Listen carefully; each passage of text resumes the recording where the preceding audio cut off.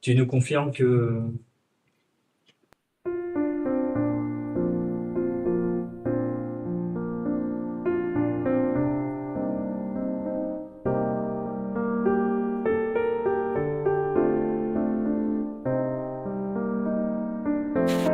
Oui, et la musique.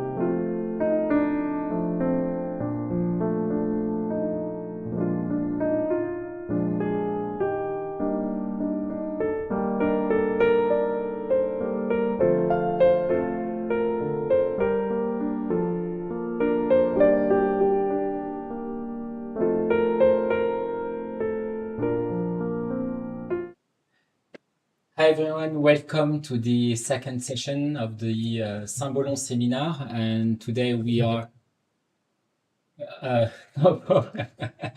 so hi everyone and welcome Hye Young. Hi. Hi. Eric, hi, on remote from Portland. So today is the second session of the Symbolon seminar. We have presented last time the aim of this seminar, which is basically bringing philosophy and metaphysics and discuss different concepts in the AI era and what would be the impact of AI, not just understanding AI, but the understanding of what AI could have in terms of impact in human being and society. And so the first session was about being and time of Heidegger. This series will continue, of course, but today we have a different topic, which is going to be about Entelechy of technology by Hye Young Kim. So you can see now the Symbolon team. So myself, Hye Young, and Eric, and also Grégoire, who is not on the picture. And so we are going to discuss, basically have almost approximately an hour presentation, followed by an hour discussion. You can follow on YouTube, but we will put also the link, the Google Meet on the chat, so that if you want to join and just ask questions and be part of the discussion. Also, we will put some links about the Discord so that you can follow after the presentation if you want to ask questions, whatever. We try to keep a monthly basis cadence, so feel free to reach out and text or ask questions on chat. And I think with that we can get started. Yeah, thank you so much, Adele. Okay. And thank you, Eric.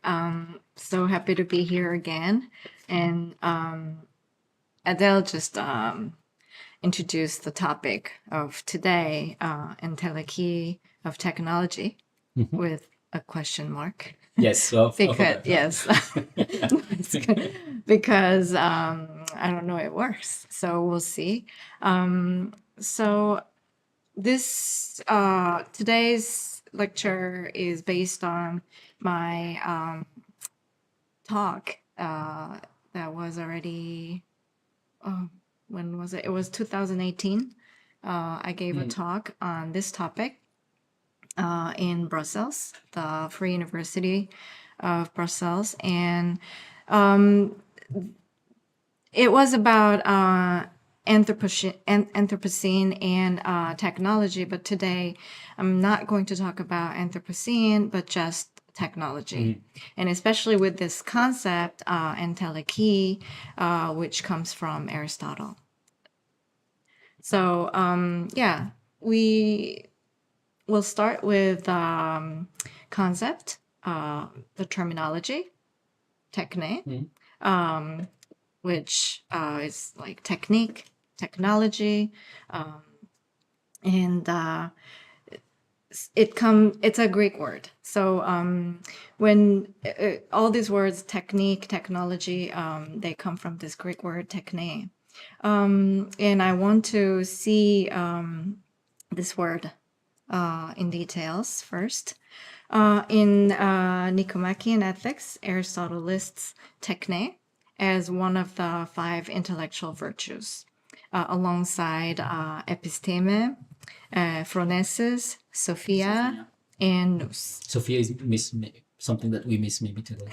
Yeah. But we're not going to talk about that today. So these terms have been translated in various ways depending on the context. And I'm sure you've heard of these words in not in Greek necessarily, but in English, French, German, in Indo-European languages. You've been heard these words, I'm sure. And among these, techné is most commonly translated as craft or art. This is what Aristotle wrote. A technical art or craft, such as shoemaking and the knowledge that accompanies it. And that is techné. And this technical art, technê, is closely associated with praxis, action, and proairesis, choice. And these two words also, they can be translated into many different words in English, but let's stick to action and choice. Action arises from the desiring parts of the soul, and choice is deeply connected to action, according to Aristotle. Which one? Sorry, the Choice. Choice.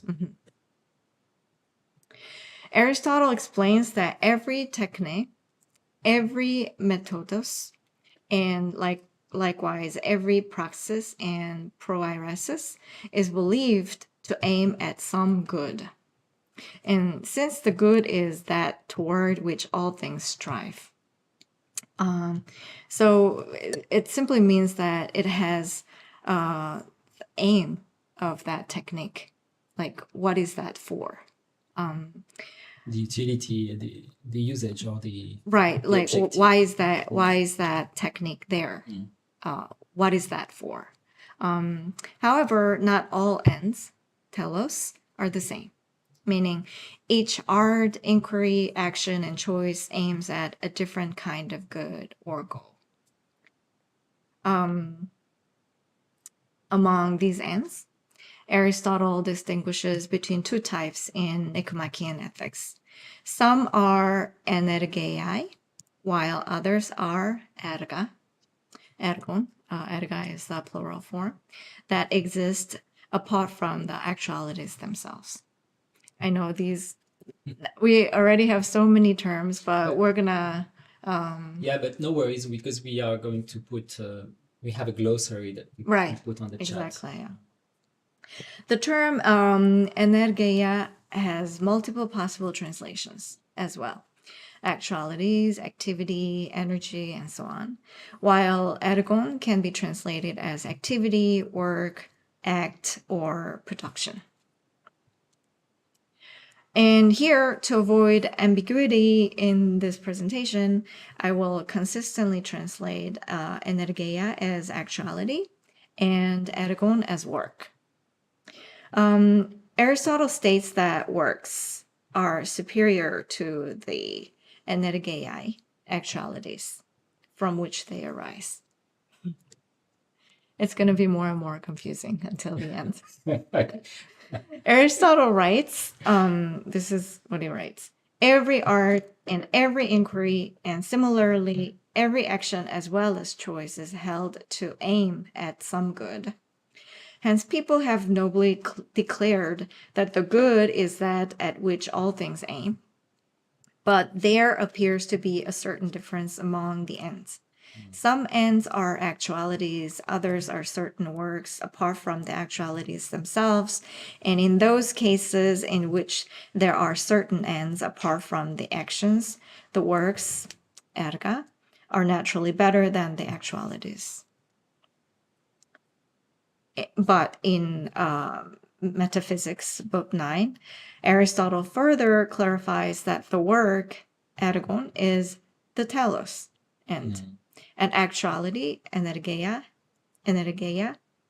is the work, ergon. Therefore, energeia is derived from ergon and is closely related to entelechy, meaning complete reality.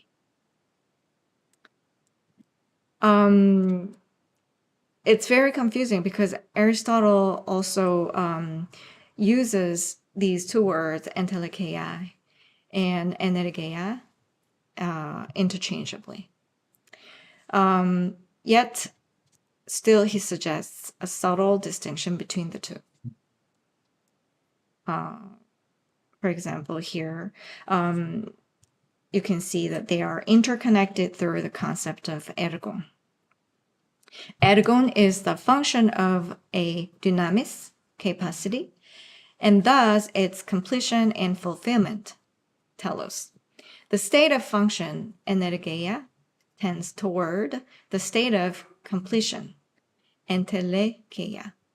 especially since Aristotle notes that energeia differs from kinesis, change, in that the latter is incomplete, atelis, while the former is not. More confusing now, Yeah. right? So, That will help. right. This formula will help. But in this sense, entelechy denotes a state of completion or perfection. So actuality. And literally it means having its end within itself. If you see entelechy, in, which means in, telos, end, and in kind, to have. Can we say like it's a form of potential that we have in Entelechy? No. We're gonna see this chart, and we can have a better picture because it's very confusing. But it's actually not that confusing if you see this as the flow of fulfillment, and this shows this view of Aristotle, which is very teleological. So here you see this chart with these concepts: dynamis and kinesis, ergon, energeia, and entelechia, and telos. The bottom corner, I don't know if you can see the bottom corner of the screen, the left side. That's telos. So dynamis, it can be translated as potentiality. And it means the capacity or power to become something. So it's a starting point. So example is a seed has the dynamis to become a tree. Okay. And kinesis is change and motion. And it means the process of becoming, actualizing potential, but not yet complete. And so the stage of development is becoming. So the example is the seed sprouting into a sapling. And ergon, it means work or function. It's the characteristic task or purpose that defines a thing. So it's like a guiding purpose. The example is the ergon of a knife is to cut. For a human being, the ergon of a human being is to reason virtuously, according to Aristotle.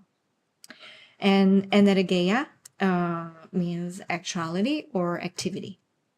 That means being at work, the exercise or performance of a function.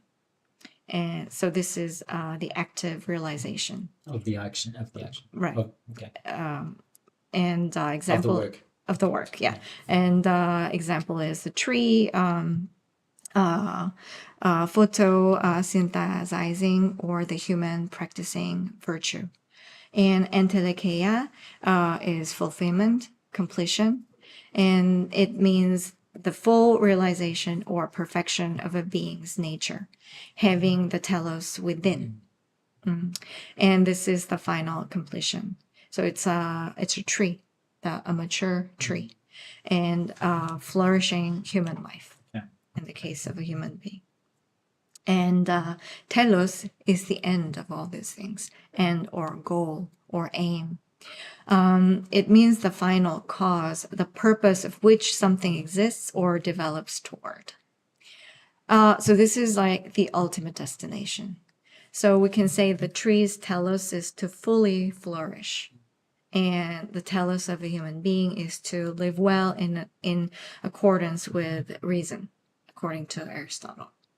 So is this picture a little bit it helps more clear now? So we can have something like this. So this is like the flow of fulfillment and system of Aristotle. So there's this potential, dynamis, and there's this process of change, kinesis, and the actualization in action, energeia, and completed fulfillment, entelechei, and telos, final purpose. And the ergon is there as guides, and it gives structure to the entire process. And this structure reflects Aristotle's teleological worldview. Everything in nature, in life, moves from potentiality toward its end through activity and reaches completion, all shaped by its essential function. So that's the complete. right. And here we want to look into the concept entelechy, yeah, a little bit more in detail. Hans Trisch is a neo-vitalist. He expanded the interpretation of this term, entelechy. And that's what I want to use for my analysis of technology. In his essay Entelechy und Seele, he described Entelechia as end-directed. So it's still within the framework of Aristotelian concept. Drisch, he writes, ich habe das vom Vitalismus benötigte Agens mit dem aristotelischen Wort Entelechy bezeichnet, denn dieses Agens trägt ja irgendwie das Ziel in sich, which means entelechia refers to an agent that carries its own telos within itself. So here, the point is at agent. So it is an agent that carries its own end, telos. It has its own end within itself, and that's the agent. So then what about techné? What about technology or technique? Each technique operates with a specific telos. Then can techné also have a telos within itself? That was the question that I started with. So since there are many different technical arts, so let's think about the telos of techné first. There are many different types of techniques, technical arts. So therefore, there are also many corresponding ends. For example, the end of medicine is health. The end of shipbuilding is a vessel. An end of strategy is victory. And the end of economics is wealth, and so on and so forth. So you have the idea of what telos means. And let us return to the key premise, techné. Techné is an intellectual virtue. That's, we started with that, these 5 virtues. Yeah. And it becomes real through action. But the one who acts is not the techné itself. It needs an agent. It is the human being who acts, because techné itself is not an agent who acts itself. It's used, it's acted upon. So the agent is not techné, but the agent is the user of the techné. So we can say techné, whether as art, technique, or tool, exists for the sake of the good for human beings, the users. Its end, all these different telos, health, ships, victory, wealth, and so on, they're ultimately human goals. It's not for themselves. So, for example, let's take an example of a pencil. It's a pen, but let's say it's a pencil. Pen is the same, by the way. Its telos lies in writing, right? But a pencil does not pursue its end by itself. It is used toward that goal. The agent of writing is the human, not the pencil. Usually a human. I mean, maybe other living creatures too, but usually a human, let's say. Whatever it is, an agent. A pencil is a tool, not an agent. Only an agent, not a thing, art or craft, can act toward an end. Thus, speaking of a pencil's entelechy is kind of pointless. It's meaningless. So talking about the telos of a pencil without considering the human agent is to discuss its teleology, but not its entelechia. So you can still talk about its teleology because it has its telos, but not its entelechia, because it's not an agent itself. It's important to distinguish between teleology, purpose, and entelechy, self-actualizing purpose.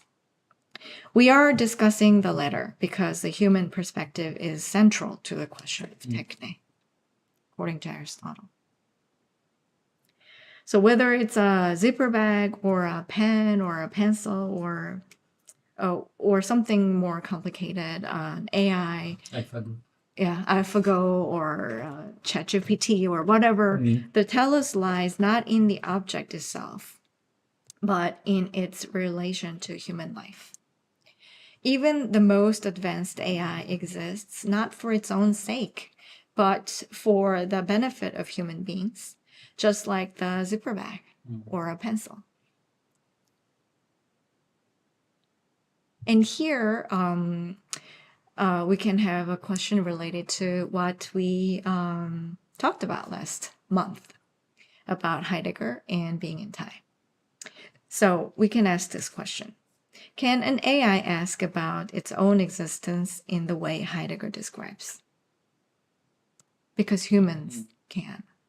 And that's why we talked about the whole 2.5 hours last month.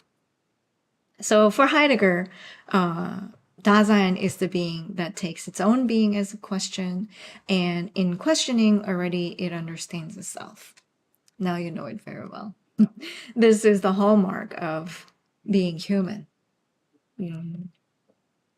And I also mentioned last month, omne agens agit propter finem, everything that acts for the sake of an end. And here the finness of techné lies not in the techné itself, unlike in the case of human being. Not in a hammer, nor in an AI robot. It's not within itself. But in the human being, it lies within itself. Thus, the entelechia of technology is not technology's own. It is ours, human beings, or the users. The entelechy of technology is therefore human. Can we say it's an extension of human being or extension of human being capacity? Yeah, I think we could say that. And here are the questions that I wanted to think about together with everybody today. So last month the lecture was long, but today that was actually it. That was the main idea. But it's the discussion that is the core of this session. So I prepared some questions, but of course you can have more questions from your point of view. And I was especially very interested in this discussion with you because you are the ones who develop the programs and AI machines. So I assume that you might have a different point of view than that of a philosopher. So let's look at the discussions first that I prepared. So the first question, do you think a tool or a machine could ever possess its own telos? Why or why not? And number 2, is it meaningful to speak of AI having a form of entelechy? Under what conditions might that become possible? Number 3, how does Aristotle's distinction between energeia and entelechia help us think about the goals of modern technology? Number 4, in what way does the idea that technology is human challenge popular narratives about machine autonomy or AI sentience or consciousness? Number 5, could the notion of entelechy offer a framework for evaluating ethical uses of technology today? And number 6, how might Heidegger's definition of Dasein limit or expand how we understand AI and its relation to human agency? So before we get into our discussion, I prepared also possible responses to these questions based on the interpretation that I presented today. So it is really based on my interpretation of Aristotle's Entelechy and especially Entelechy in relation to human agent and technology. So this is not the answer or the only one possible answer, but it is one answer based on this particular interpretation. So the first question, can a machine possess its own telos? Well, according to what I just showed you, no, not in the Aristotelian sense. A machine's purpose is externally assigned, not intrinsically developed. It performs, but not self-realize or strive toward fulfillment. Yeah, it's fine. Even advanced AI lacks agency, self-awareness, and inner directedness, at least now. So the conclusion, the telos of technology lies in humans. Its entelechy is human. Okay.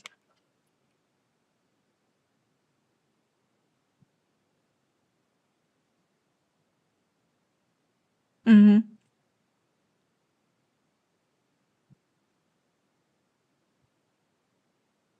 Mm.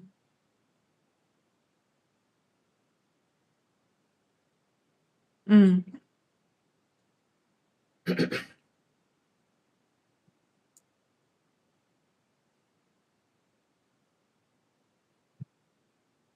Mm.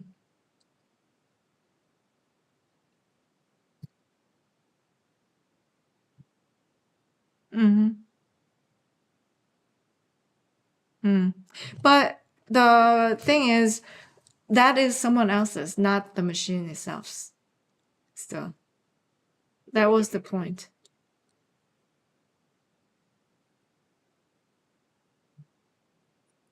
Mm. Mm-hmm. Mm-hmm. Mm-hmm. I see your point, but even with a very simple tool, you could have the very same question, I think. Because, well, there are common objects like a pencil or a glass, a desk, and so on. But there are also objects that we don't know how to use, but sometimes we come up with a new way of using it, or sometimes we know how to use it, but we just use it in a different way, or we don't know somebody else is using it in a complete different way. We can find those examples really all over the world in everyday life. So I think to some extent, it's a good question, but also still tied to the question whether it's still under the question whether it is the agent, human agent, who is understanding this telos. Because even if its telos is given also in a different way by someone else, is still given by another agent, not the machine itself, even if you don't know who that person is and what the purpose was and so on.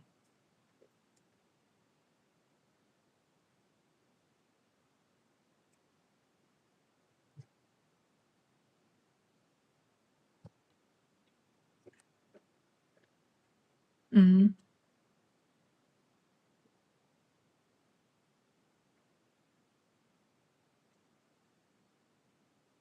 Mm-hmm. Mm-hmm.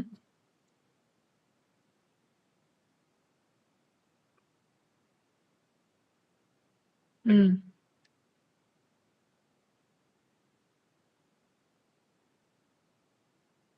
Mm-hmm. Mm-hmm. Mm-hmm. Mm-hmm. Uh-huh. I see your point. But I still want to ask if machines do that, if machines can do that, but still I would ask, but why would machines do that? I think that's the question. What is the purpose of doing that? If the machines put out a new telos for themselves, for a certain program or certain robot and so on, why would that machine do that? Because for us, we develop the machine, and there is the purpose. There we have that goal and the aim why we developed and have the machine. But why is that? Why is that? Or why does the machine have to have a new telos for itself?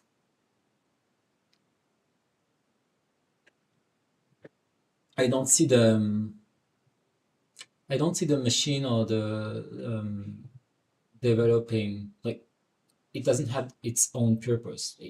It's not fulfilling an objective that the machine or the AI system has properly defined by itself. I still see it as a tool Mm-hmm. that has been built by a human being. Even when you talk about fine-tuning, Mm-hmm. to make an AI system specialized to solve a specific task, Mm-hmm.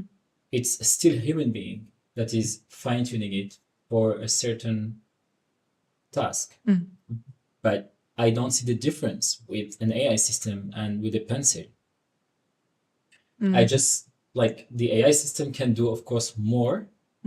And I think that the confusion may come from the fact that the AI system is mimicking human capacities, because it can talk, if I could say, it can write, it can. Maybe this is why we see confusion, but the AI system doesn't have the is not self-aware. There is no agency, and so there is no purpose for the sake of AI without having human in the loop. So Right. that's So why. so you agree with Yes, I tend to agree. Yeah. Aristotelian interpretation of Technê. Well, but that doesn't mean that Aristotle's interpretation of Technê is absolutely right either. So that's why I wanted to have questions, because we are also living in a different era. Aristotle didn't have all this AI, not only AI, but even like many of the tools that we have now. So let's continue, and we will come back to these questions. And we'll be able to discuss further related to still to the questions that Eric just posed. So the second question, can AI have a form of entelechy? So it's still related to the first question. Strictly speaking, from an Aristotelian standpoint, entelechy implies an internal principle of motion and purpose, something that acts toward its own end, because it contains that end within itself. This is what distinguishes agents from tools, like I already explained. So under Aristotle's framework, and I emphasize again, this is really only under Aristotle's framework, which is not the absolute standard or framework that we have to absolutely follow.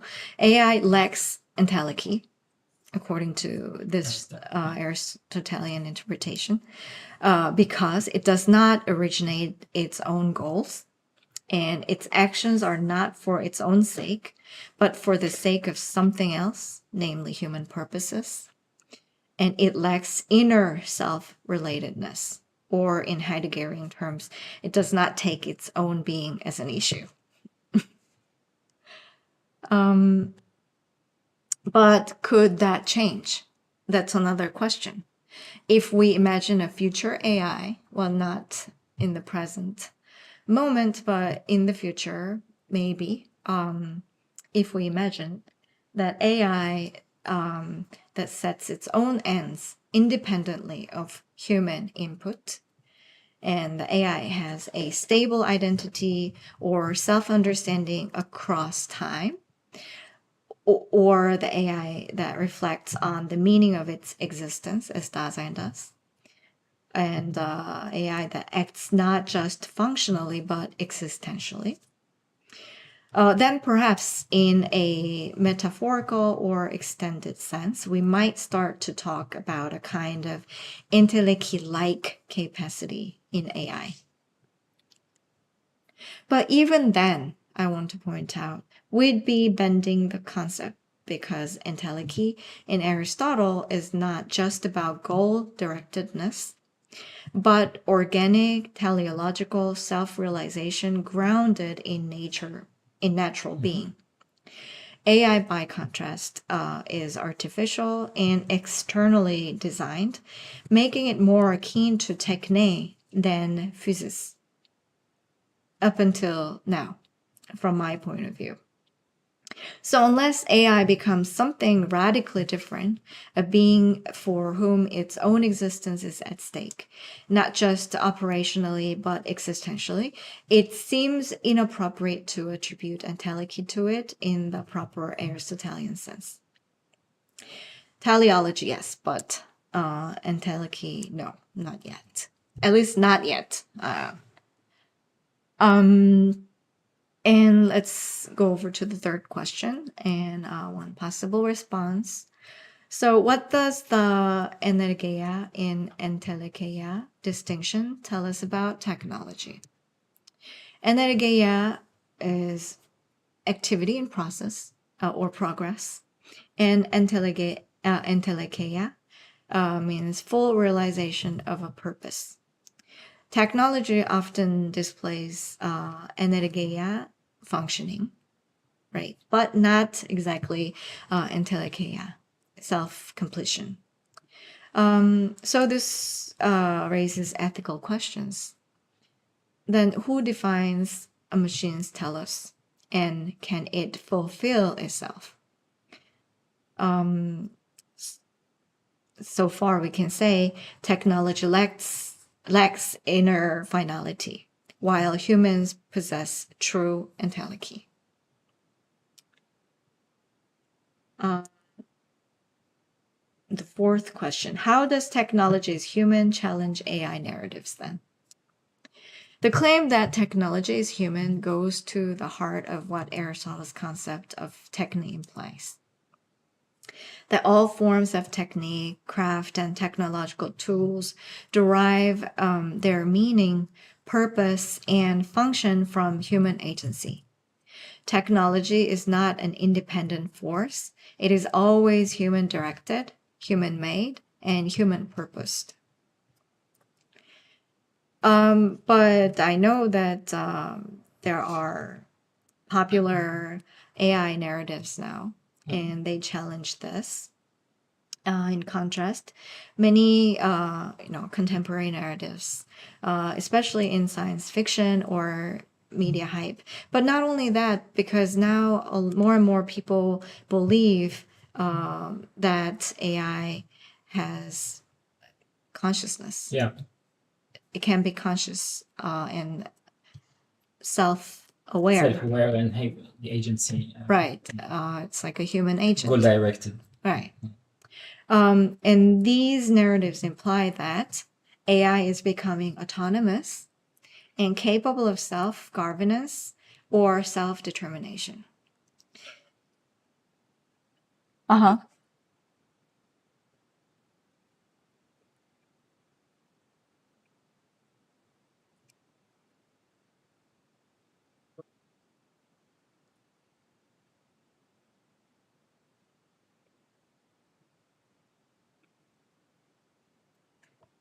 Mm, mm,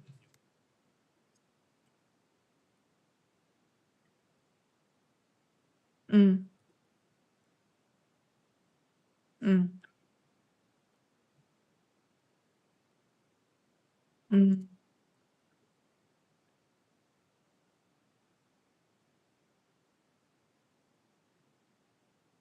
mm-hmm, mm-hmm,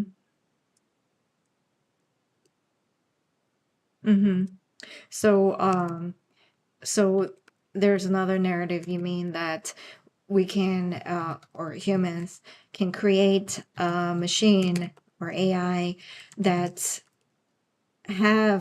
can have this telos in itself. So a different design than the AI, the current AI that we have now. Yeah, we should definitely talk about that and think about that. But let me finish this so we can come back to it and discuss more freely.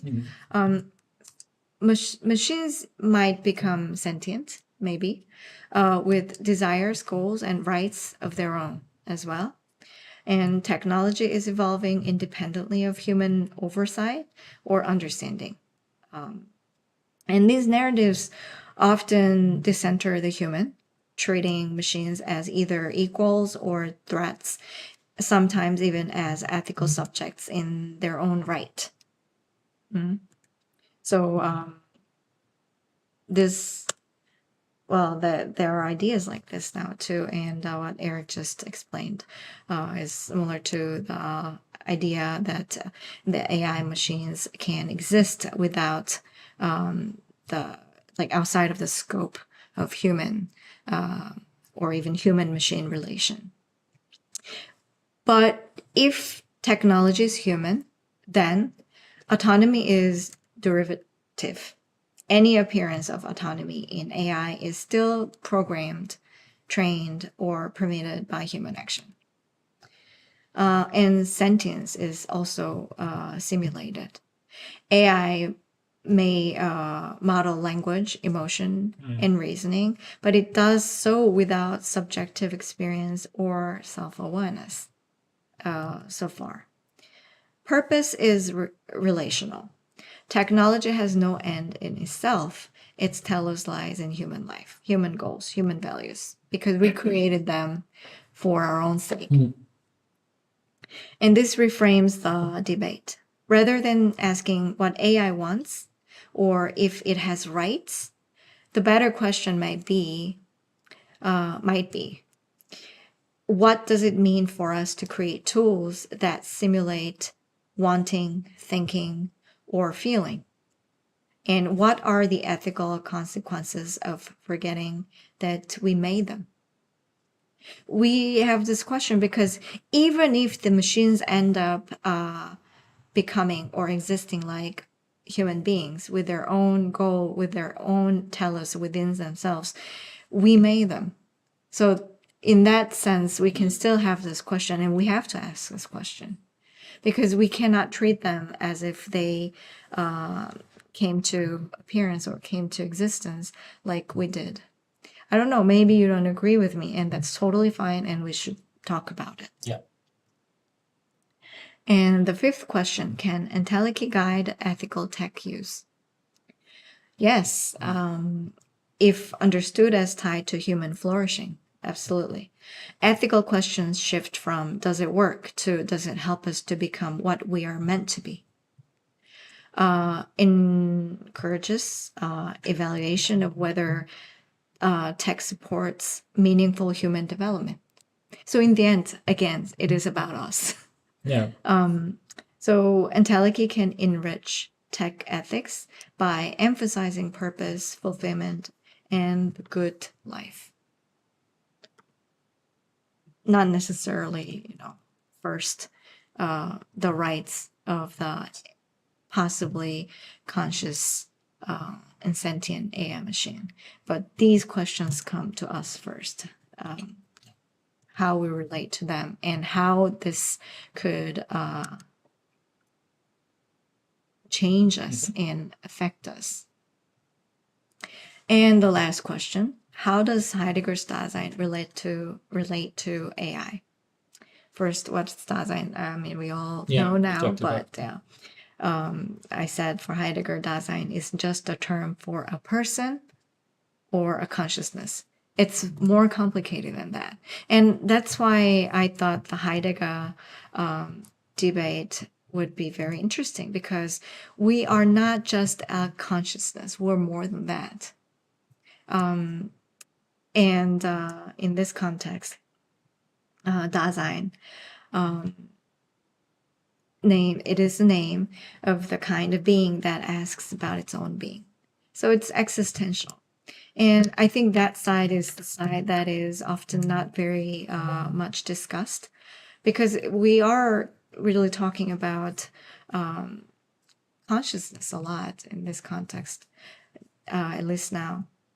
So I'm trying to bring up another light to this discussion. So let's briefly look at what Dasein means for the people who didn't listen to the first lecture. So Dasein exists in a world. So another name of Dasein is being in the world. And Dasein is fundamentally concerned with its own existence. And Dasein has a sense of finitude. We know we all die. Yeah. And Dasein understands itself through projecting possibilities. And this self-relatedness, taking one's own being as an issue, is the foundation of human freedom, responsibility, and meaning. And when this is applied to AI, even the most advanced, still lacks these features, right? First, AI does not question its own being. It may process data, simulate conversation, or optimize goals, but it doesn't ask, what does it mean for me to exist? And second, AI has no authentic concern for death, finitude, or temporality. It doesn't live ahead of itself, anticipating its own non-being as Dasein does. And AI does not project authentic possibilities either. It may generate options or predictions, but it doesn't care about future modes of being, its own being. It doesn't own its future. So here, Dasein can be seen as a limit. Heidegger's concept of Dasein draws a clear line between human and machine. AI might behave intelligently, but it lacks existential being. It can act, but it does not exist in the Heideggerian sense. It doesn't care, suffer, or understand itself. Thus, treating AI as Dasein-like would be a category mistake, with confused simulation with selfhood. So Dasein limits our tendency to anthropomorphize AI. It reminds us that what makes human existence meaningful, our relation to being, cannot be engineered. To me, it always feels like we have a misconception of what humans are, or we tend to limit what humans are. And right, you're very right. It's maybe in this way, like we consider intelligence as the analytical intelligence, and so we project or we anthropomorphize. So I think the understanding of the Dasein's concepts would help better understand what humans are, exactly, and how complex are humans. Well, actually, that's what I wanted to say here. Dasein is an expansion. But paradoxically, like you just said, Dasein can also expand how we think about human and also AI. Yeah. It forces us to ask, what kind of being are we designing? And are we imitating Dasein without understanding it? It prompts ethical reflection as well. What does our treatment of AI say about how we understand ourselves as Dasein? Because Dasein is also Mitsein, and AI, it interacts with us. And if it exists with us, and we as well exist with this being. It pushes us to reclaim the question of being. In a world increasingly shaped by artificial systems, what does it mean for us to remain beings who care about being? What was it? So these were the questions that I really wanted to talk about with you, because to some extent, maybe it's just me, but I think also the world of philosophy is a little bit too separated from the current technologies. I mean, we do all use AI, like especially in the last few months, especially like few years, in the last couple of years, there's almost nobody who doesn't use some sort of AI tool. But still, we use them as users. We don't know how they are created, how they're developed, and we don't even know how advanced the technologies are. It's probably not only philosophers, but like a lot of us who are not in the tech business. That's why I was very curious of your opinions and what questions you have and what you think of these questions that I raised today. Because I might be missing something. Maybe AI is far more developed than I thought. Maybe there's something that I don't understand. So, yeah, if you have questions or comments. Yeah, I think we can start. We just had some technical issue that I was trying to solve at the same time. But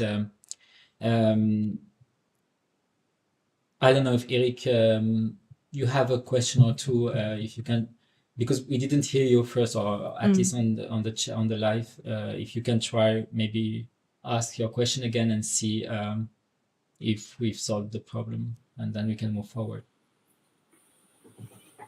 There's also some people, at least one person, making a lot of comment on the YouTube channel and questions. So maybe we can take a little bit of time to read them and react to it. Well, and I was spending some time typing the question I already asked you. No, but we had a problem, I think, earlier when you ask questions, your question, you are not heard. Oh. So I think what we could do, maybe we start, maybe you ask the question again, and then we take the questions on the chat. Okay. So I have to remember. Okay. So the first one was about the fact that the technology itself is carrying the creator human's goal or telos. So the AI itself is not having its own, would say, existential goal, but it's carrying the goal we are giving him when we are creating it. And this, I kind of agree, like it doesn't have its own goal. But it also means in that the future. As a user, I am subject of maybe someone else's goal because I'm not the creator of AI. Someone created it with its goal, his ethical perspective on the world, and that might not be mine. And with AI driving more and more aspects of our life, of our work, our perspective on the outside world or the interaction we have with it might be carried by this AI. And so what does that mean for us? And the second part of that question was like, okay, if AI in a close future are able to learn themselves, which is not really the case now. I mean, you can specialize them with fine-tuning, but it's not like dynamic and learning from our interaction. But say it might become, and I think it's one of the goals of AI research. Would that AI communicate between themselves, start to build their own, I would say, second-order telos by, making emerge new goals from the interactions they have between each other? And so that's what brings me to one question also I had at the very beginning. I'm not really sure where does the telos come from anyway. And it can be something transient, by basically changing time, or is it something like it's universal and something like it's Right, lots of because questions. Sorry. you just mentioned towards the end, where does it come from, this telos? Because for us, a living creature, an organic being, it's easier to talk about the telos because it's already there within us in our being. But when it's something created by, especially us, then obviously, I mean, you can also simply just say that the telos comes from us because we're the creator of this object or tool or machine, thing. But when this thing is not anymore a thing, but can have and pursue and understand its own telos, then it's the, I mean, no, it's not a problem, but it's something new that we didn't experience before.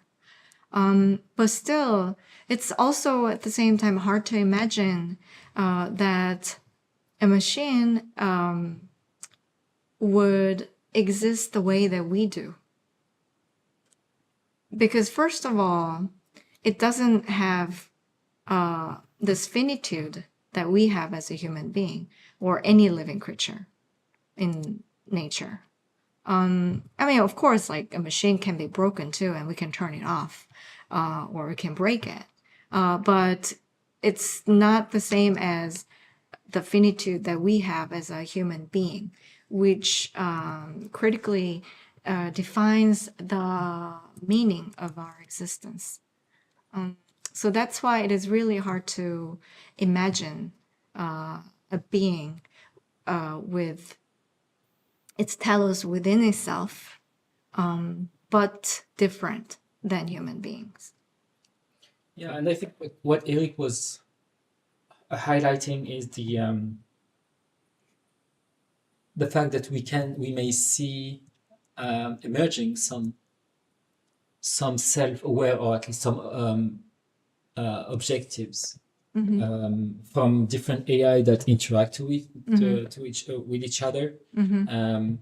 Would that be a condition maybe to see some proper objective for those AIs emerging? And then I tend to agree with you, and with like I still see it as a tool. I think I understand, and just I think from my understanding and from Eric's perspective is, and correct me if I'm wrong, Eric, is that can we see emerging some behaviors or some, like, even behavior, it's not the right word, I would say, but a self-aware or objectives that are not necessarily for solve a human problem, but instead AI, Right. AI or whatever, how we call it. All right. I just imagine the situation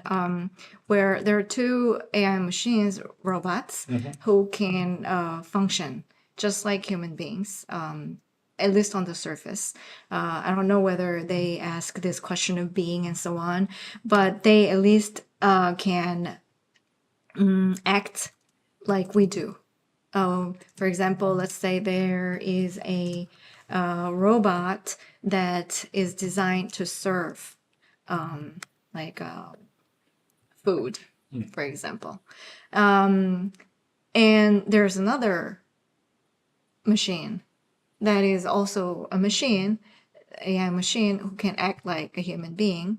But if they serve each other and no humans involved in their action, well, in that case, humans not there, and they're not serving human. They're not doing what they're doing for the sake of human being, for the sake of our convenience. But in that case, then, their telos we could say that it doesn't lie in us anymore because they're not serving us. Still, but I still think, first of all, what's the purpose of them serving each other?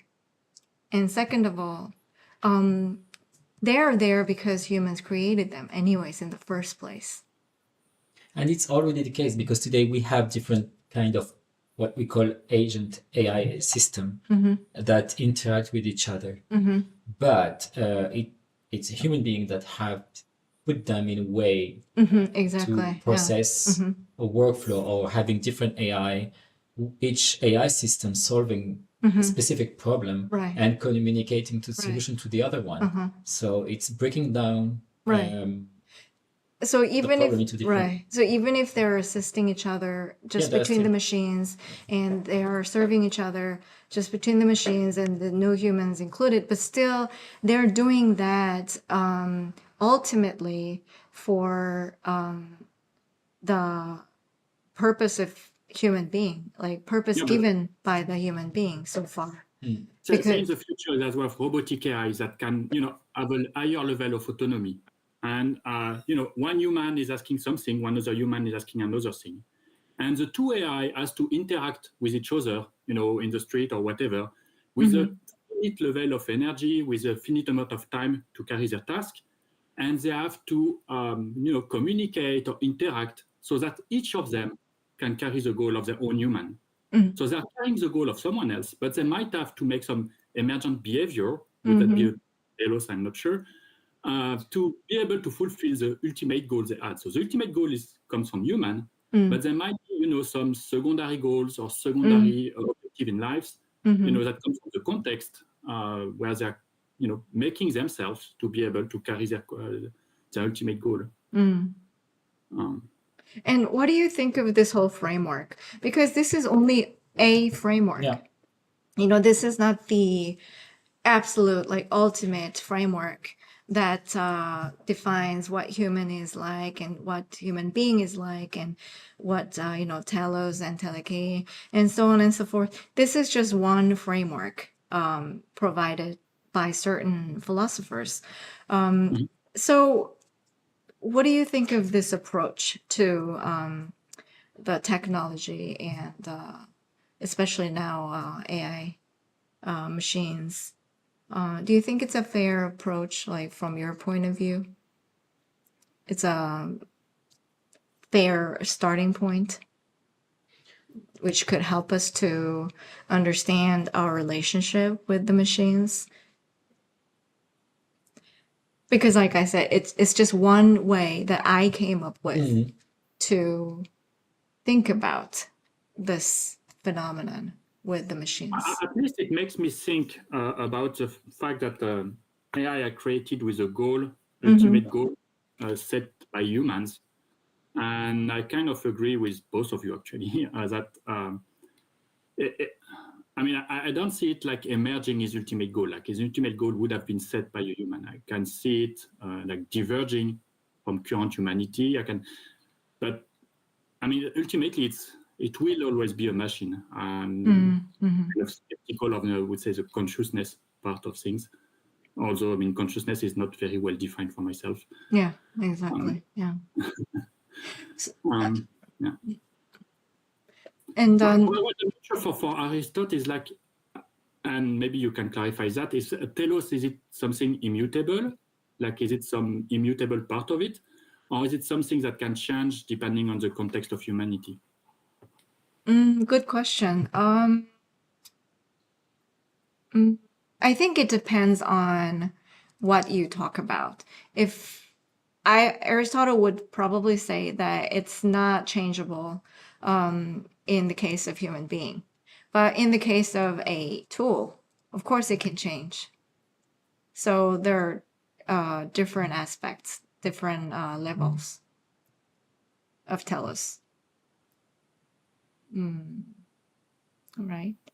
And one thing that was interesting, because I've had this question since already, like I said, 2018. I've discussed with some philosophers and not many developers or AI engineers or computer scientists, but my husband is a computer scientist and programmer. And what I found very interesting was that his point of view was actually closer to this framework, at least from it was my impression at least, than actually that of some philosophers. Because, and that was my impression, that because like common people, like non-developers, people not in technology, because we don't know the limits of the technology, especially of the current world. So we have more imagination. So we have more room to imagine like what a machine can be without these limits that you probably know, but we don't know. So we have more sci-fi imaginations. So they do talk about it in a way more free, like way, that they really imagine a machine without any limits, or that is just like human beings. And that's why they also have a very that's why I think they have this maybe not so rational fear as well about dystopia. They have this fear of dystopia more because they have more imagination. You see what I mean? Like, because when they think of AI, they don't first think of our even like all these apps on our smartphone. And even ChatGPT that everybody uses now, they think of AI something that's way more advanced already. But I don't think it's necessarily bad, because I don't know. We don't know. Maybe we'll be there at one point in the future. I just don't know like how far the future is and how possible that is. So yeah, that was the impression that I had, that you are having more practical view or more realistic view on the machine and its the possibility of its being conscious or human-like. What do you think? Well, to me, it comes down to the lack of understanding what humans are. And I think there's a confusion between what a human can do and what humans are really. And maybe like we are externalizing part of the, not the agency, but the capacity of an agent, what an agent can do as agent. And the fact that this capacity that was only a human being that can do, and that now we can see a machine replicating, that we are a bit confused. And this is why maybe we are hearing about these machines are conscious, or maybe they could be sentient. I personally feel like it's externalizing features and human capacity, but I don't see any agency, at least yet, in those systems.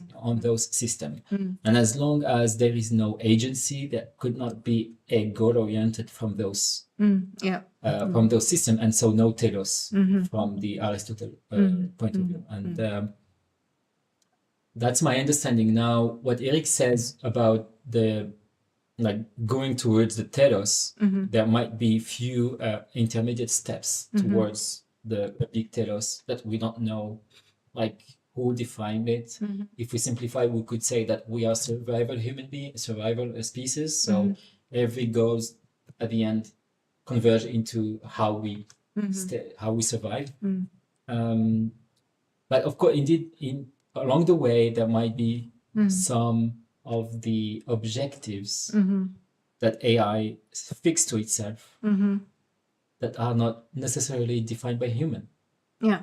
And so, can we say that those small steps that emerge somehow from those systems, can we say that this can fall into a kind of telos or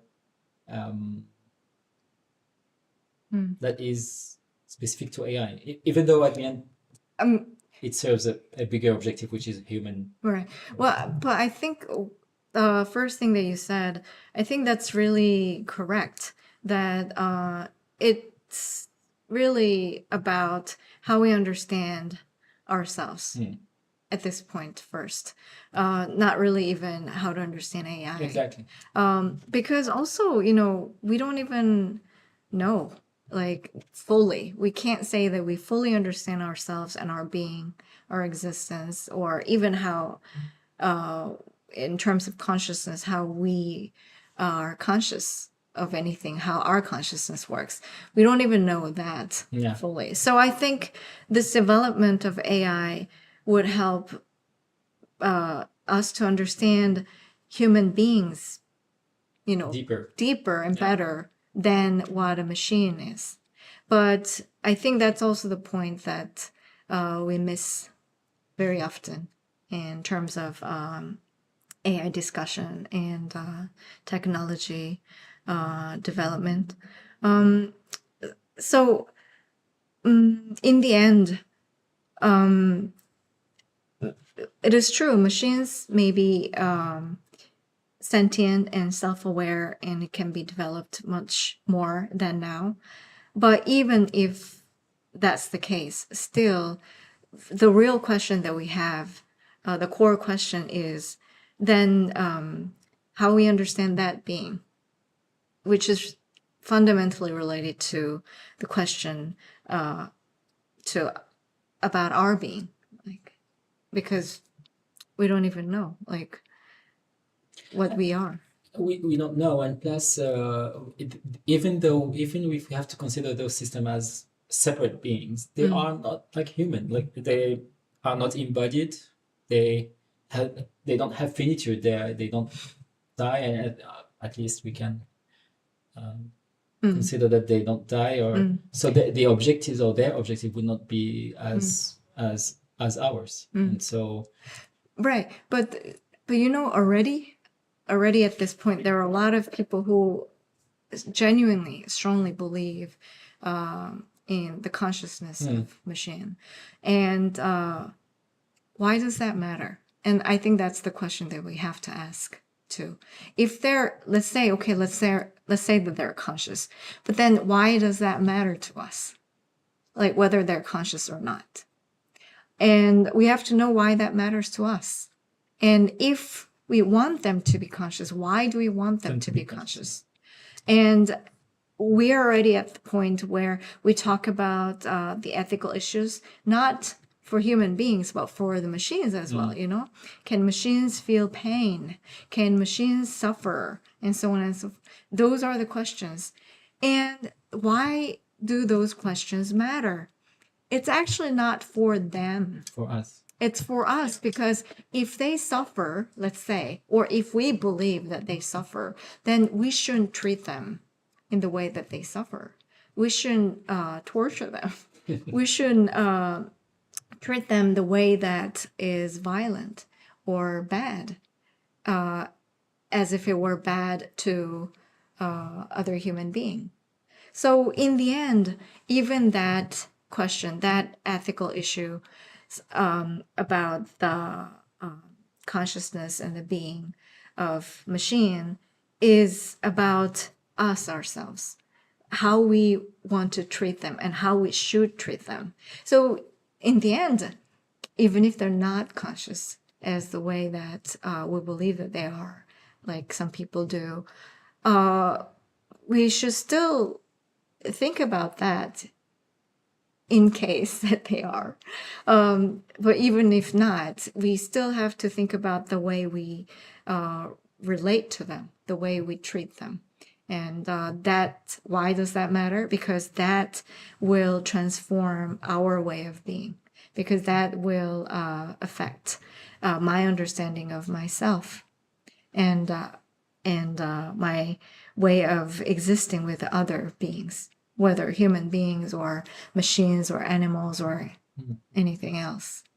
So in the end, to me, I don't know, that's where I started from. This is really back to the core of the question of Technê, is the virtue, which is human.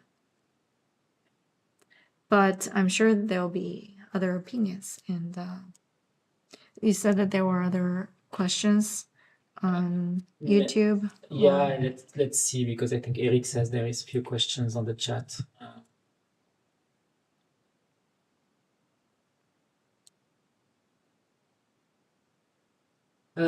I think so. There's many comments. I think let's take the last one. I think your philosophical frame of this issue is very meaningful, especially to me, in the sense that it evokes many fundamental and problematic questions about human, like I posed above. Okay, so there is many. Let's check. So.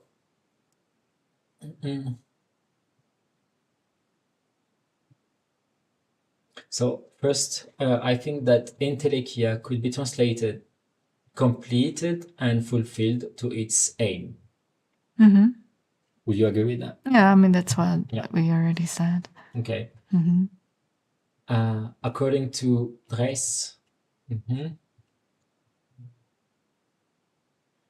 so the problem would be if the technology itself can have its aim in itself, or if we can define the aim of technology itself as I follow you. I don't get this one.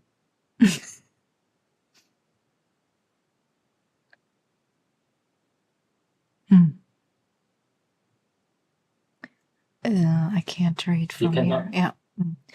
So I doubt if we still use the concept of entelechy to humanly, even if it's Human definition. I ask myself if we still limit our concept of teleological entelechy in a narrow human view. Yeah, I mean, I did talk about human perspective because we are talking about this entelechy in terms of, or in relation to technology. But yeah, I mean, it's not just human beings, it's all living Being. organic beings that have entelechy in itself. And that's the difference between the living being versus machine, which is not an biological, organic living being. But I know that some people, some philosophers don't even agree with that. But I don't agree either, because I still don't understand how a machine, even if it's built very sophisticatedly to imitate the human body and human being, I don't know how still it can be the same as a living creature, even if it's not a human being, even like a little mouse. Like it's not something that is created by human beings. So yeah. So I'm not just talking about the entelechy of human beings, but here I do, because it's related to technology. Because technology, we can't talk about technology without having human being in exactly, because it's been created by human to serve us, human. right? Yeah. So the technology doesn't exist for itself. That was the whole point. No.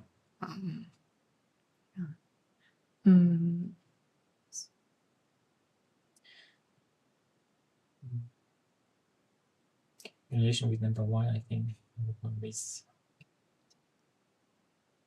consciousness, that is to say, if we can interpret, admit, an expanded concept of agent in AI. Mm-hmm. Yeah. And also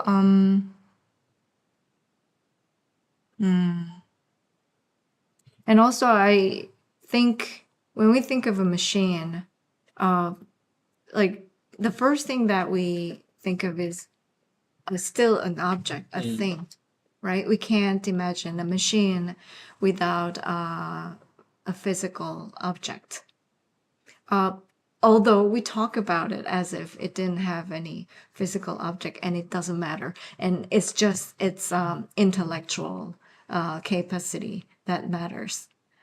So it's not very clear what we really think of when we think of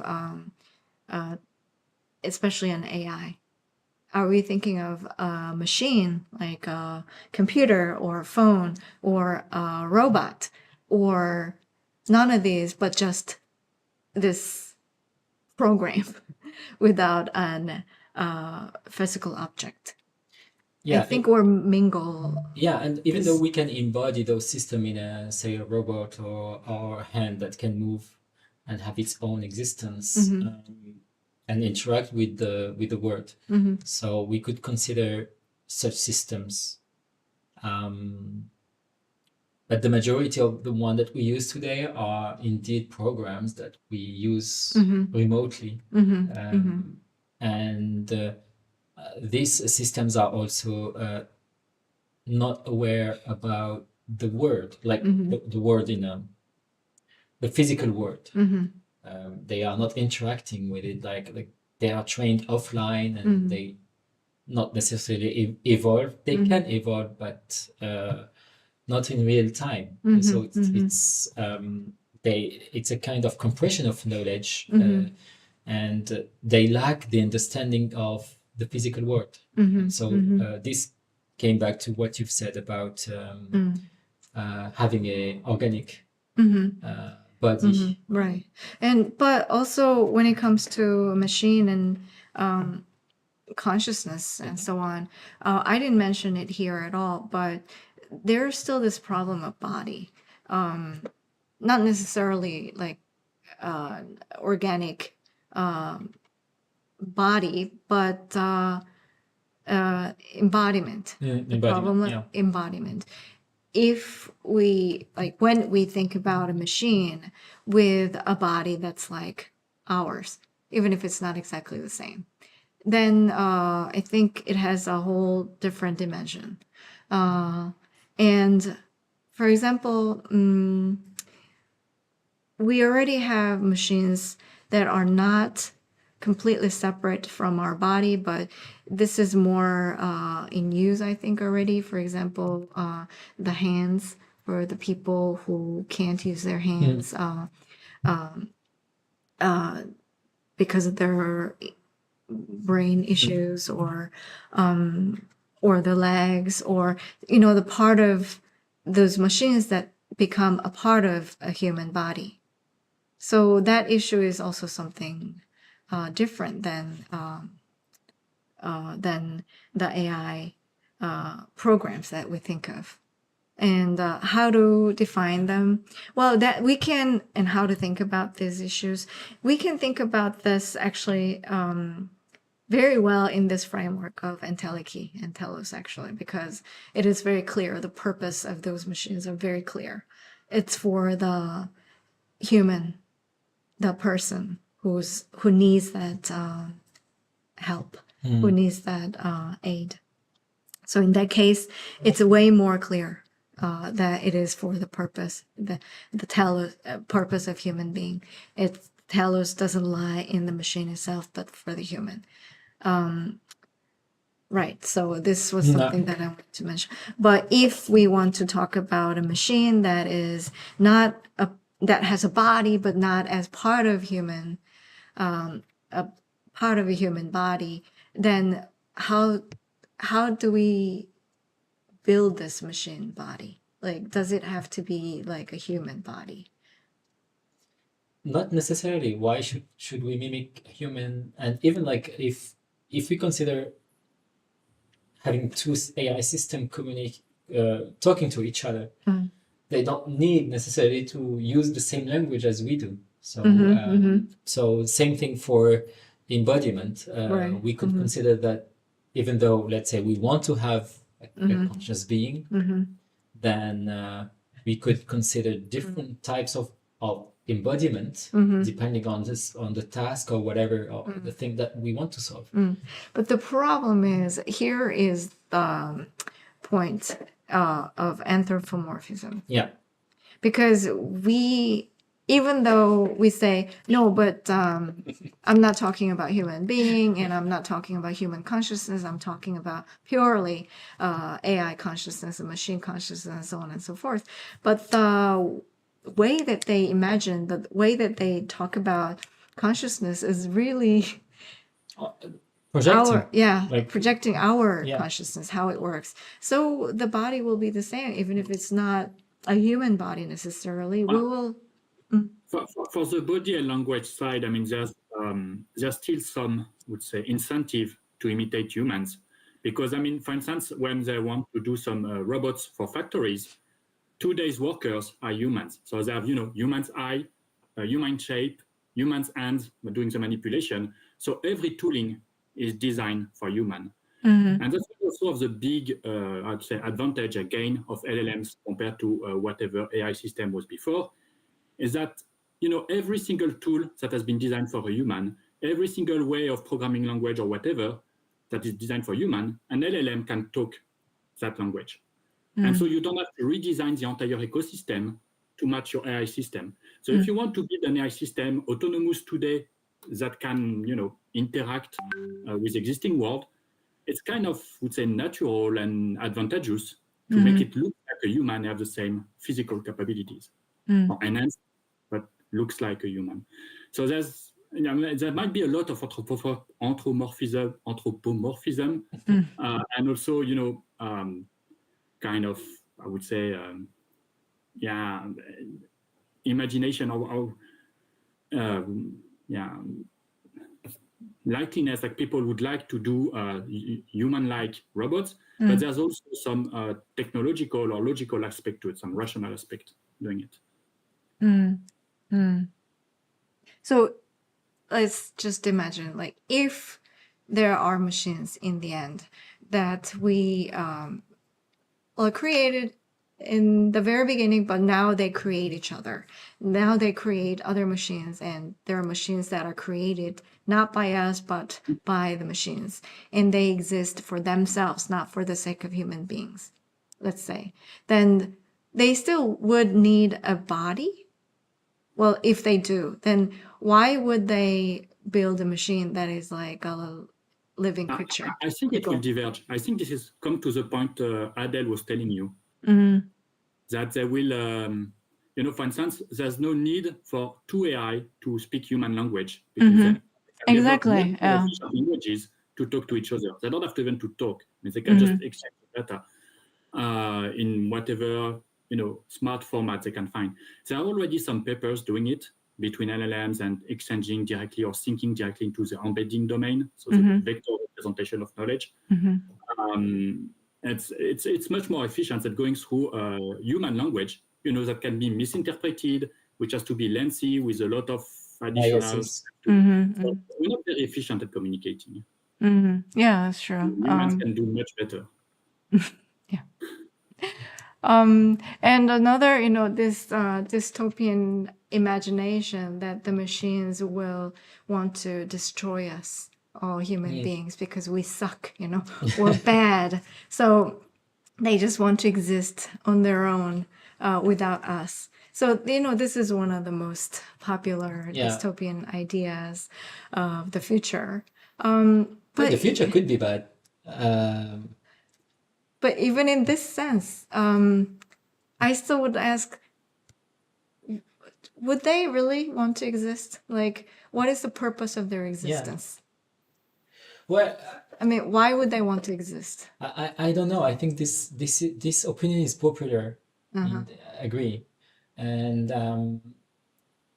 it's a dystopic vision of the future, a bad future. But there is another more probable future that would be not necessarily AI taking over human, but just a group of human using AI to take over the rest of the people. And so that's much more likely to happen than having a AI Machines system. wanting to Yeah, conquer the world. Exactly. So it's Yeah, because in that case, like I said, why would they want to conquer the world? Why would they want to exist, like in the first place?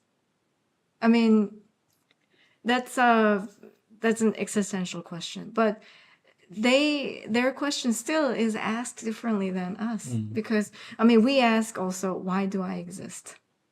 But they are not going to ask the same question. well, Why even do- if they ask the same question, they can't really ask the same question because the way they come to their existence is different. And I think that matters. Although some people said that they don't think so. They think it doesn't matter whether they're created by humans or God, or they just came to existence by So itself.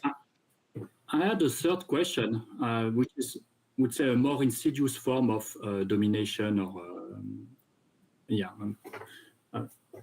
would say domination of the rest of humanity. It's more about the cultural aspect of telos. So Aristotle, for instance, has his own cultural framework. What's his person, his school, his civilization, so ancient Greek and time. And some of our goals might be very different now, but there's definitely a cultural aspect, might also include a religion aspect to it. So for instance, Indian, American, European might have Of very course, yeah, different yeah. perspective on life, on time, on purpose of life. And so will AI impact humanity itself by bringing more synchronicity in our own telos, like the people who are creating AI, since we are using everything from their perspective? Would that influence our own and make, for instance, drop our cultural differences to adopt, some kind of imperial conquer stuff from people designing AI? And it seems to be that a lot of also political incentive to have that they call strategic AI, basically of our own AI in our own country, in Europe and in the US, comes to preserving language, preserving culture, and ultimately preserving political power. Yeah.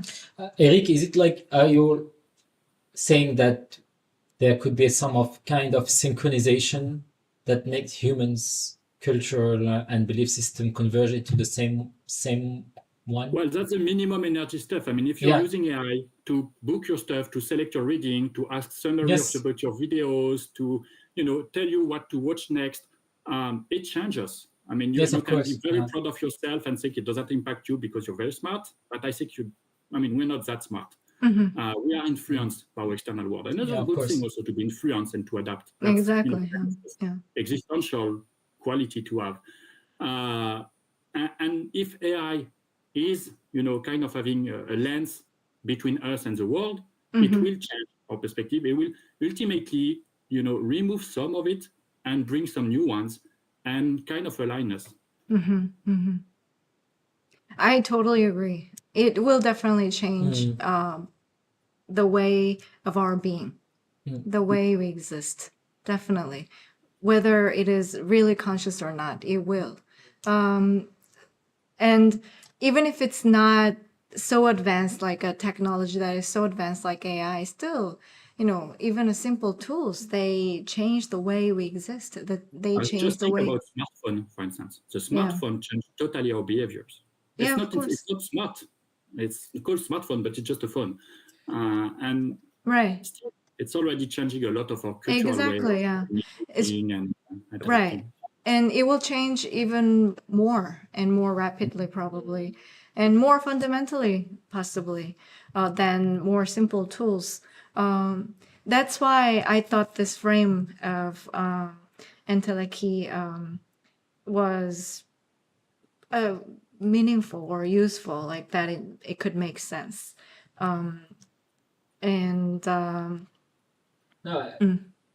No, I agree. I think that it's already the case with the technology and social network, and because it's absorbing our attention. This is just a mini anecdote. So recently also, I got to use ChatGPT more. And something that I learned, it was very interesting because these AI tools are trained by the programmers, developers first. And I don't know, it's just me maybe, but I've noticed that when I chat with it, when I ask ChatGPT to do something for me, I noticed that I can't talk to ChatGPT like when I talk to another human being, although it is so. Like you don't say hi, thank you. No, not in that sense, but when I order, Oh, okay, you don't. you know, yeah. for example, when I ask the chat GPT to do something for me, I've learned that I have to be very specific, as if I were coding.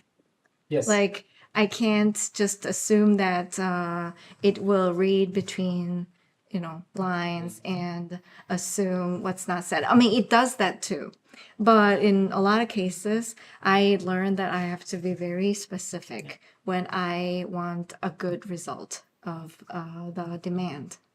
And that's when I thought that's kind of like how my husband communicates. It's like when we're programming, I have to be very exact, you know. Do you know this very famous story? This story is actually not that funny to me because it's my reality, but you know, like this I mean, it could also bring all this like gender stereotypes and everything. But there is this funny story that a wife asks the husband, they need milk. They probably live in the States. And, you know, in the States, you know, Eric, they sell milk like 2 liters, Okay. like 3 liters, Yeah. like it's a big, big right, chunk. bottle of milk. So it's just a couple and they don't need more than one milk. So the wife asked, oh, can you go buy milk? And the husband said, yes. And the wife said, oh, but if there are avocados, buy 6. And the husband came home with 6 bottles of milk. Like, Yeah, no. you know, then this is my everyday life. I mean, I love my husband and everything, but you know, this is really my everyday. Because you would think that he would get it, you know, Yeah. that it's 6 avocados, not the 6 bottles. bottles of milk. But I didn't see that, you know, if there are avocados can function as a condition, you know. And I talked about it with my husband and I learned that you have to be very specific, like, you know, and he told me when you program, if you're not specific, you have to say, if I talk like that to a machine when you program, then it's going to get me the milk. 6 bottles of milk. I have to say, if there are avocados, buy 6 avocados. So I'm saying this because I've noticed just a few days ago that with this tool, ChatGPT, I have to talk like that. Yeah, but I think this is something that will improve because I mean, more and more they're keeping history of the conversation. They might also refine its behavior based on the user interaction, and so ultimately it will feel more and more natural. Like you will Right. guess That is true, and I agree with you. But I mentioned this and because that's the same for your husband. He will start getting it. But I mentioned this because even within this very short period of time, it already changed the way I talk. Not only through the Yes. machine, but that's what I meant. The point of this whole long story is not to mock my husband or So mock. you changed the way you talk to your husband. Exactly. Yes, yeah. it helped me to Yeah, talk to my husband better. And also, it's not just the way I talk to ChatGPT, but or any other AI systems, but it changed already the way I talk in general. I mean, the change is very subtle still, and but it's in the back of my head now that I have to be more specific. And when I talk to other people, I see that I already I mean, it's like still me, it's my style, and still I talk a little bit different. Yeah. Yeah, I think it does make sense. This is what we've said, like it has an impact in us and the way we Yes, communicate. yeah. One of the reasons that those models are very specific is that they use and they take each word that you put in the prompt as important. I mean, they measure the importance of each word, of course, and some of them are very important, and they cannot, like, it's not like human being. We understand the approximation and the nuances, even though they are becoming better and better. Yeah. There is this question of these models, are they able to reason and to think and understand different concepts and link between a concept and another, and having a workflow of reasoning. Today we see an improvement. We see some kind of reasoning mechanism, but it's a mechanistic implemented by humans, and it's not an emerging phenomena of like we human think or have ideas or being creative. And so in that regard, I think it's a bit far, even though it's becoming better and better. Right. And even if it's getting better and better, and in the course of getting developed, it's not only the machine that's getting better, or getting developed, but it's us too changing at the same time. So this is going together. The changes are not just on the machine side, but we are changing actually rapidly, I think, already. Like on this stage already, we are changing very quickly. And it will change not only the way we communicate, but also the way of being, way of thinking, way of using our brain. And it will physically, biologically change us as well. So that's why this question is important. But then why does the machine change in this case? To communicate with us better. Right? Yeah, I don't think, as long as those machines don't have their own purpose and their own objective, I don't see why. So it's still a tool that is used for human. Can we say, like, I have a question, so if we consider that Entelechy is the realization of the human purpose, can we say that humanity have deviated from its Entelechy after externalizing not the agency, but the capacity of human being? I don't think. Can we say that we have deviated from the Entelechy as a human being because of AI? If we consider that Entelechy is the purpose in life, can we consider that those systems are deviating human being from their own purpose?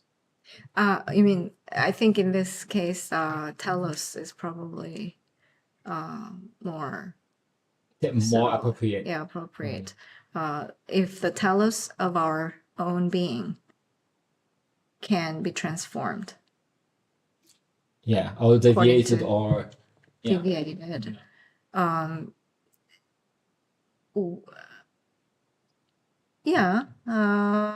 No. Because I think it depends on how you understand telos. Because, for example, I don't know if you can still see the chart. Yeah.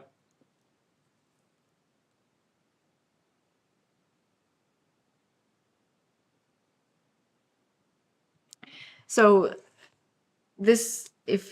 when you see the chart, telos, for Aristotle, telos of human being is to live well in accordance with reason, to reason virtuously, to live virtuously. That's the telos. But that's the telos that Aristotle came up with, that he thought that it was the telos. But if you think of telos of human being, not as this, but something else, which is totally possible, because not everybody agrees with this as the telos of human being. Some people could say it's the happiness, or some people could say it's the understanding of meaning of being, and some people could say that it's even death or dying well, or there are many different possibilities. So already what we understand by telos of human beings, that's also debatable. And and now with machines that could function, that exist like human beings, with those machines, because we live with them, we coexist with them, like would our telos, or the telos of our own being, would be different? Maybe, perhaps, because the way of our being will change, and that will give us a different idea what our life is about and what we want to pursue, and so on. So yeah. Yeah, that's a good point, because we can consider that today the main objective of the telos is to pursue wealth and happiness. But maybe we will continue. Pursuing wealth and happiness and whatever, but we would redefine, change the way we think about what happiness is and what. Yeah, even. Yeah. So it could be that we will still pursue maybe the same thing, but we will change our vision or our view on those things. So this framework of Aristotle, or based on the interpretation of Aristotle, you have to see that it is very teleological, and there are different levels of understanding that, even telos especially. Like there's an ontological level, an ethical level, and existential level, and like Eric said, also political level, and so on and so, or even like biological level. So it's just a framework, one framework proposed to understand. So if you don't want this teleological view, then you could have a whole, like another, like completely different idea of being and human being and the being of a machine as well. So you could totally think of that, because after all, this was Aristotle's idea, and he's not God. I mean, he's not everything. But even theological idea and settings, to some extent, it is our interpretation. It is the framework. That kind of matched the comment I was putting on Discord that arise from all my questions. I think, in this framework, there is would say huge hidden things inside the telos concept, like a kind of having, a clean telos, then everything like it's logical and rational starting from telos. But is hiding a lot of things inside this telos. And there's, for me, I have a lot of questions, like, is it a hierarchy of telos? Is there some mutability, where it comes from? And it seems like, it's in his framework, he's setting it as a reference point, but the reference can move. And all behavior, all actions, everything goes towards this telos, but the telos is kind of ill-defined. It can hide many, many things. And I think, one of the things that it would be critical, if we think into this context for AI, would be, it's one of the critical questions to ask ourselves when creating AI. Like, what is our goal? And this is something you already said in your slide also, when I think at some point you started about the ethical perspective of the tool creation. And I like the framework, but I'm really think that the telos concept is hiding many, many things. But I'm not very familiar with Aristotle, so maybe say more than what we talked today. Mm. Mm.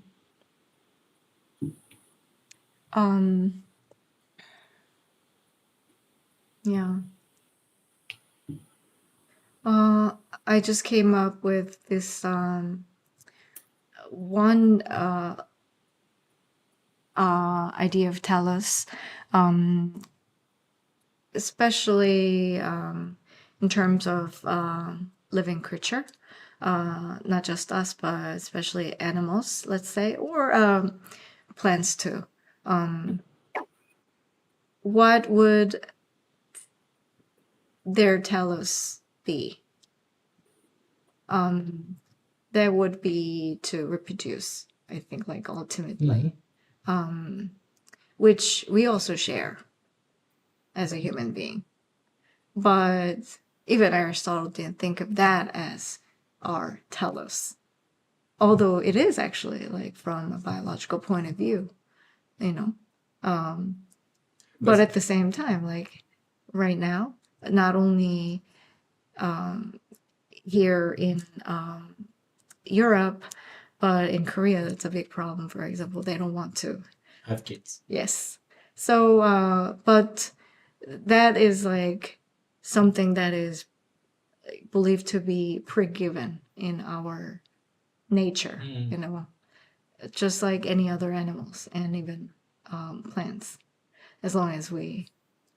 Can we say maybe, but this is this telos of reproduction, it could be derived from the root telos defined by Aristotle, and somehow answer or explain the hierarchy of telos that Eric was mentioning, because like in Korea, if they are facing this problem of reproduction, they were reasoning somehow because of their condition, whatever. But then reality, as I understand, reality is stronger, and they are now facing the problem of Well, I mentioned. lacking kids. I mentioned this because, hierarchy of telos, that's another question. And I mentioned this because when you think of that, like living your life virtuously and using your reason, you know, so on, that's the telos of human being, not just a being, a living creature. But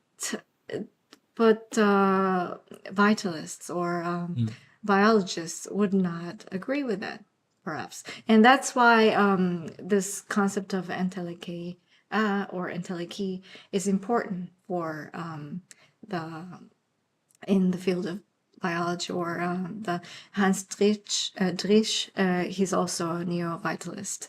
So in that context, entelechy is something that is already given, and it comes with the nature.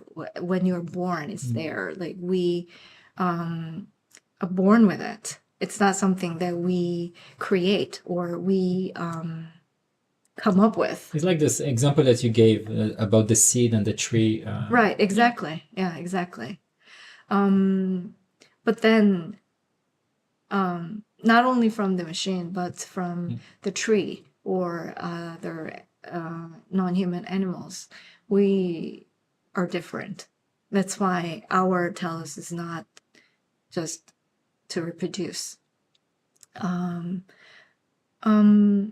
So yeah, that's something that we can also think about when it comes to telos, like what is really the telos of human beings, even.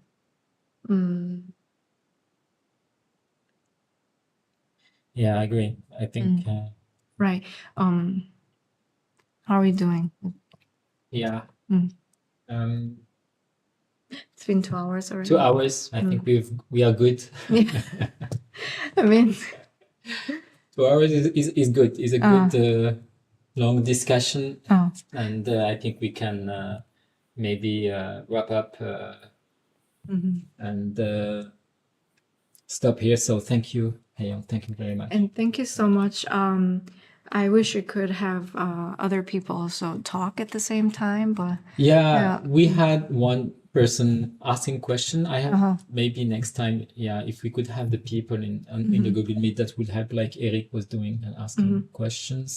Yeah. But fine, I think it was really good. And next time we will come up with another presentation. We don't know yet. Maybe we'll see if we will pursue the Heidegger series anyway.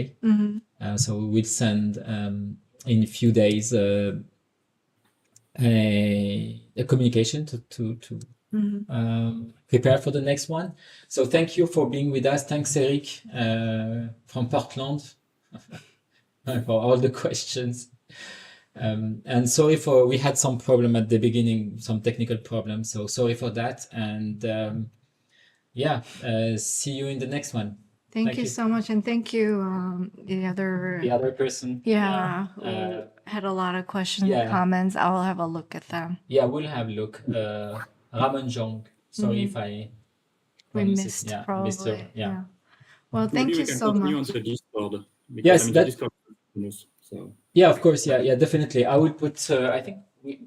I think we've already put the link of the Discord. So everyone that wants to pursue the discussion anyway, the Discord is the best thing to do. So just join us on the Discord, and we can continue the discussion. There is many questions. We all have many questions, and it's not possible to talk about everything. But- So Well, thank you so much. thanks. Ciao. See you in the next one. Bye. Ciao. Bye.